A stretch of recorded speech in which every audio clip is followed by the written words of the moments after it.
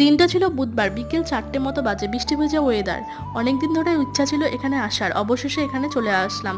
হ্যাঁ, ভেতরেও ঢুকে পড়েছি। আমরা এসেছিলাম রিলায়েন্সে।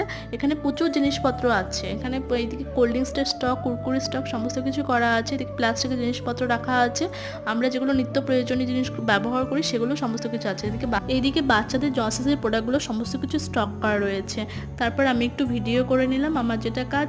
আর তারপর কেনাকাটি করার পর বাড়ি আসার সময় প্রচণ্ড বৃষ্টি লেগে গেছে, তাই রিলায়েন্সের ভেতরে একটু দাঁড়িয়েছিলাম, বৃষ্টি ছাড়ার অপেক্ষা করছিলাম। বৃষ্টি ছেড়ে গেলে আমরা এখন হাঁটতে শুরু করে দিয়েছি, কারণ পাশেই স্টেশন রয়েছে, তাই হেঁটেই যাব।